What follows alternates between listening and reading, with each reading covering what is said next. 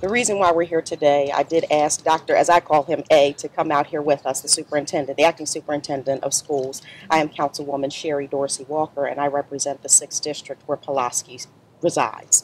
The reason for this press conference today, and I stand in solidarity with the community as well as with the Christina School District, but most importantly our parents and our students as well as our teachers and staff.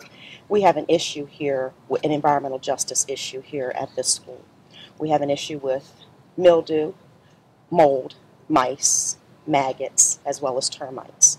And I talked to Dr. A about the situation, and he is willing to do whatever is necessary to get this matter resolved expeditiously. One of the issues that we have is when you look at what the long-term effects of mold is, it's very difficult for children to learn under these circumstances. Children find themselves having a problem with memory retention. Children have a problem understanding and reasoning when it comes to mold in their system. And so we could even possibly do a study going forward of children who were here at Pulaski and looking at their feeder schools and seeing how some of them may have a problem with concentration. So what I'd like to do at this point is we have the Reverend Patricia Downing with us, and she's always a big advocate when it comes to social justice in our children. And I'd like to give her an opportunity to just say a few words. Reverend Downing. Thank you. I'm Patty Downing. I'm the rector of Trinity Episcopal Church here in Wilmington, Delaware. At this time of year, many of our communities turn their focus, their faith communities turn their focus to stewardship. In Genesis, God creates everything that is and then entrusts it to our care. And so as we come to this place and we look and see how are we being stewards of God's creation, how are we being stewards of these buildings and these children and these teachers, how can we create spaces where they can overcome hurdles rather than be saddled by an additional hurdle of a building that is not healthy for them. That goes for our teachers, that goes for our students, that goes for our parents, that goes for all staff and neighbors here.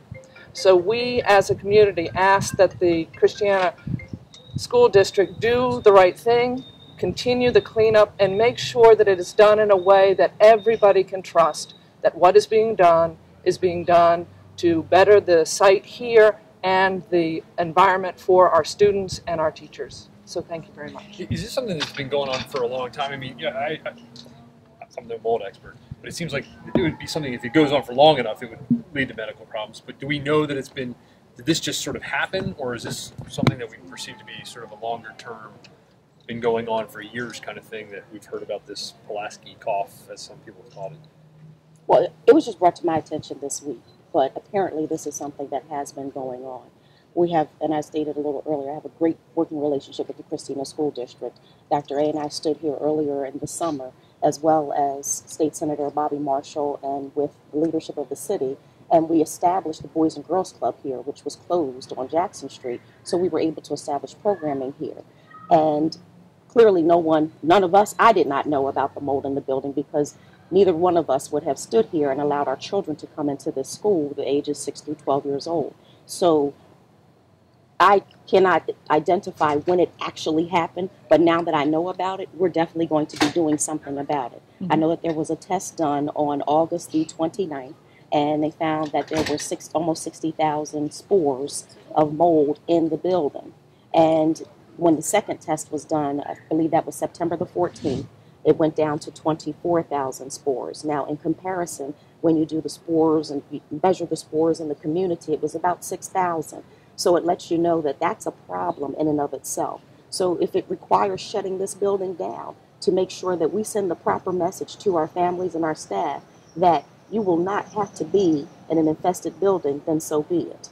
But we have to ensure that we have proper conditions for our babies and our educators to be successful.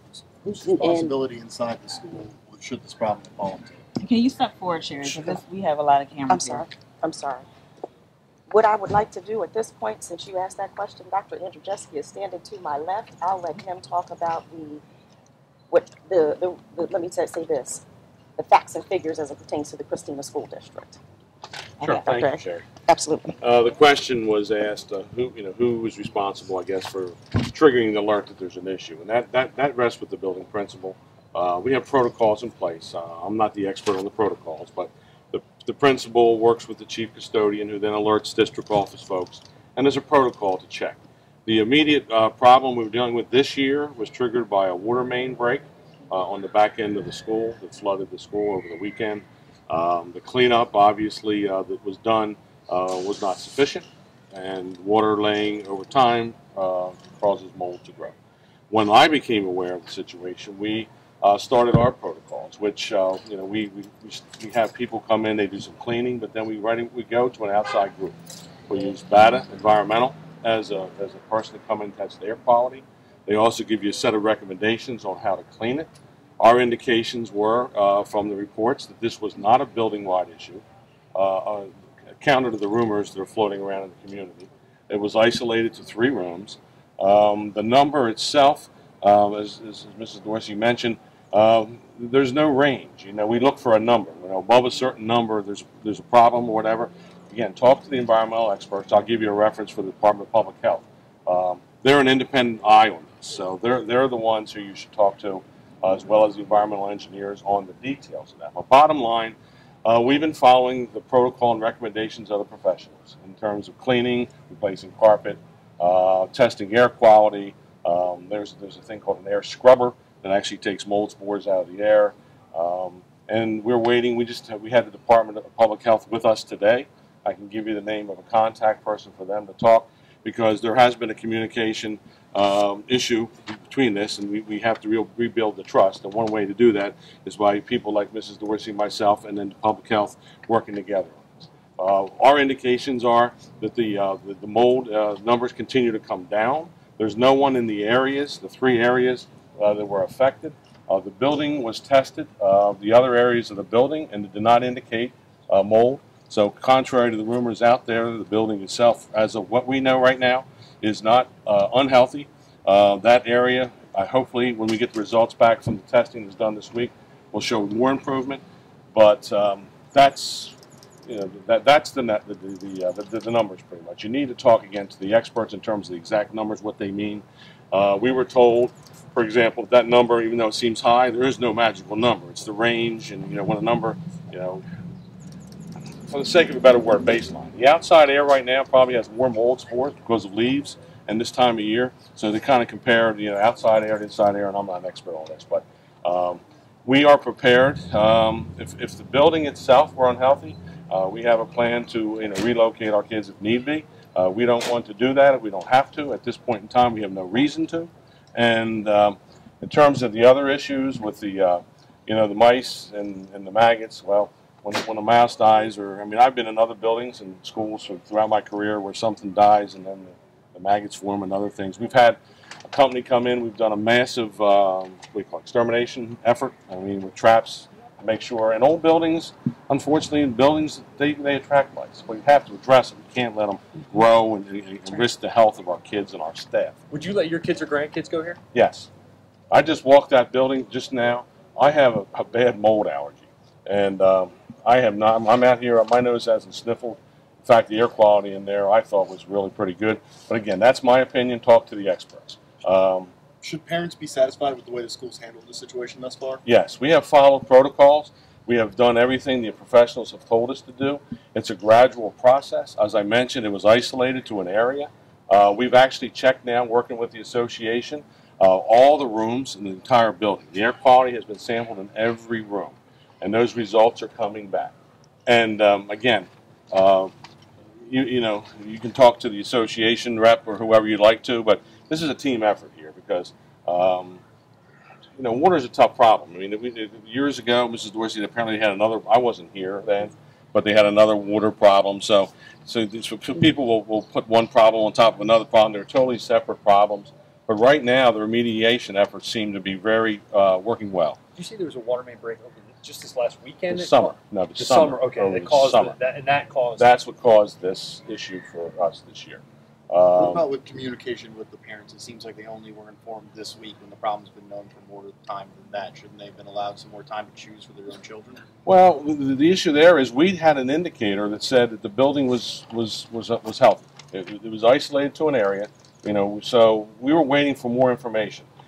Because of the distrust that had built up about whether we're telling the truth or the numbers are real, we brought in another environmental firm, a second one, to do a second set of samples. So between public health, VADA, and I forget the name of the third one, you get that from one of my people.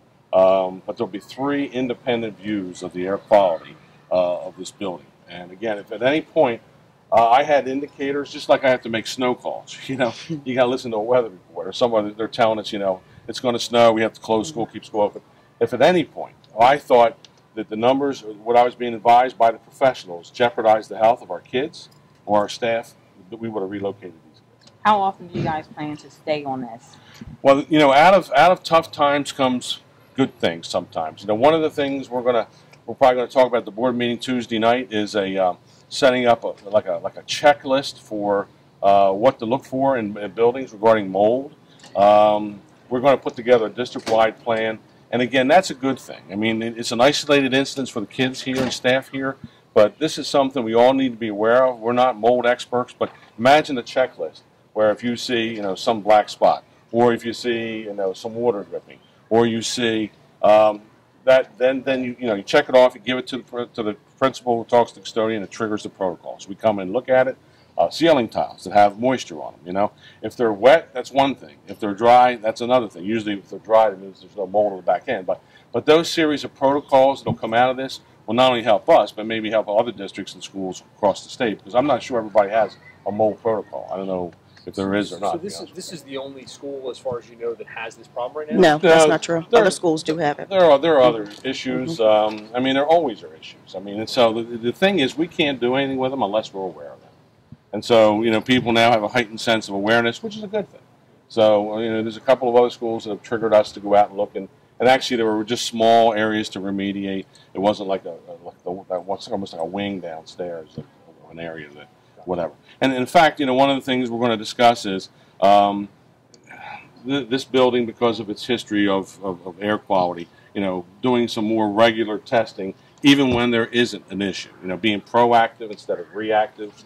So between the checklist, maybe more frequent air quality checks, and keeping an eye on the other things, that's all good. And again, out of tough times, sometimes comes positive outcomes. And I really appreciate, Sherry, your interest and the community interest. But if you put information out that's not accurate to a community, like the parents, you get them upset. We didn't have any reason really to get them upset yet, because the indicators were that the most of the building was okay. So if that changes, then we'll certainly notify the parents. But that's one of the reasons why we haven't put a piece of something out when we didn't have the whole piece. But the Division of Public Health, again, is a critical piece here. They're an independent, and they can take on contractors who don't do their job as well as we haven't done what we're supposed to do. So I thank again the staff here and the leadership, because the unknown is what scares people. Mm-hmm. You hear a piece of something, just like you heard it was school-wide. Well, it's not school-wide. So you hear a piece of something, and then people get upset, and rightly so. So communication shuts that down. But it's waiting for numbers to come back and other things to come back, so that we can then share them with you, and then have a third party say, yep, this is not a red flag. This is not reason to shut a building down. This is reason to clean up what you've done or intensify what you've done, but not the dramatic piece of having to shut a building down and relocate the kids, which then creates a whole other set of problems for everybody. Gotcha. There are folks claiming that they're sick because of this problem. I mean, do you have any comment on that? Well, and again, I can't really comment on that, because you can attribute anything to anything. I mean, I have allergies, and I'm starting to take my Claritin again because the mold spores out here are bad. And if I'm working here and I connect, well, maybe that's causing it. I don't know. I'm not a doctor. The doctors have to make that determination. But we've been told that the exposure to mold is not a long-term reaction. It's kind of like a mosquito bite. When you react to it, it itches for a while. Now, I mean, again, you talk to the experts on that, but that's kind of what we've been told. I mean, over time, if you have allergies or asthma, it could affect you, but the average person, it's not a long-term health thing, as long as you're not in it for a long period